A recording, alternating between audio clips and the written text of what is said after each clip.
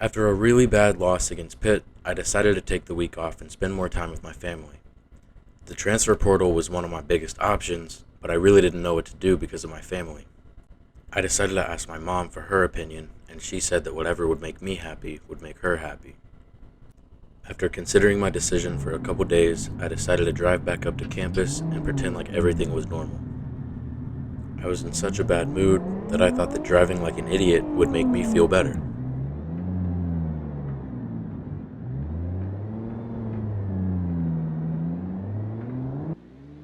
I couldn't focus on anything but my decision, and it really distracted my driving.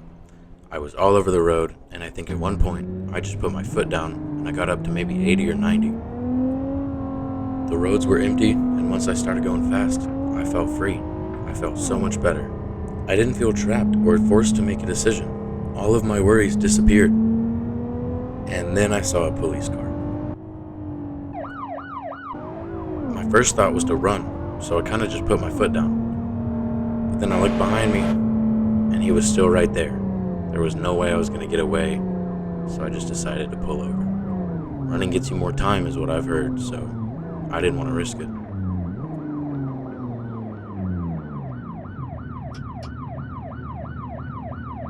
I knew I had made a pretty big mistake, but I had no idea what I was in for.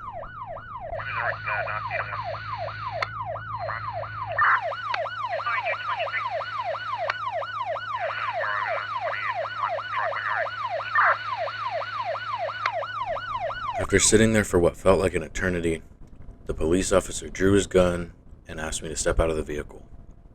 I was placed into handcuffs and not told why. My license plate came back to a stolen car.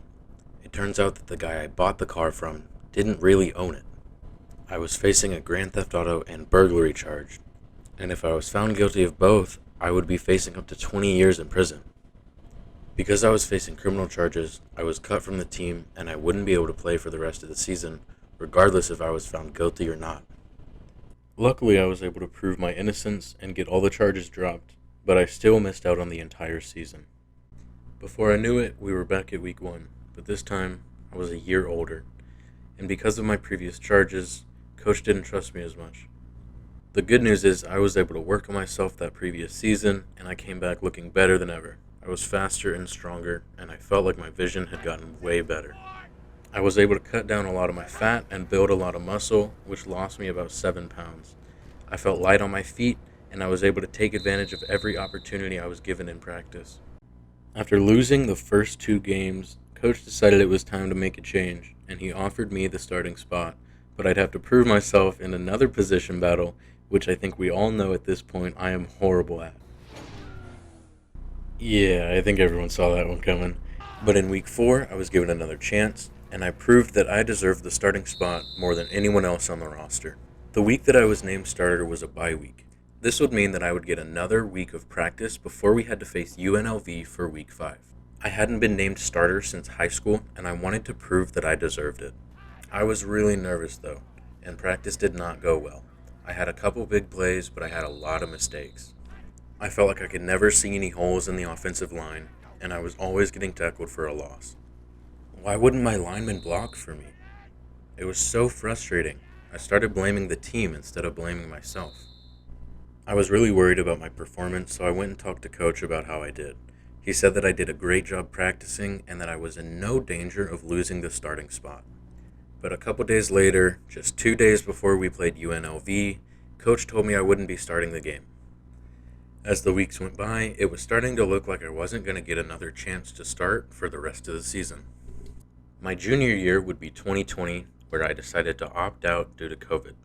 I would receive another year of eligibility, but I would also be a year older if I were to enter the NFL draft. During the COVID season, if I wasn't out on the field practicing, I was in the weight room. A couple of the other guys decided to join the weight room with me, including the starting running back. By the time COVID had blown over and the football season resumed, it was my official junior season. I still didn't have the starting spot though, so I continued to work on myself and get better. Every once in a while, Coach would put me in on special teams, but my spot on the team remained on the bench for my junior year. During those couple years of working on myself, I found that I grew a couple inches and I gained a lot of muscle mass. After watching a lot of our best players graduate, Coach finally named me the starter for my senior season, and I was ready to get to work. During practice, I felt like I was the best player on the field at any given point in time. Nobody on the field could tackle me, and I scored almost every time I touched the football.